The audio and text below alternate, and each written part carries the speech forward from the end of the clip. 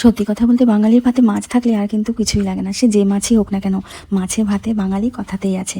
তাই আজকের থালিটি মাছের থালি, আর আজকে রয়েছে ছোট ট্যাংরা মাছ। ট্যাংরা মাছ খেতে কিন্তু আমার সত্যি খুব ভালো লাগে, আপনাদের কেমন লাগে জানাবেন।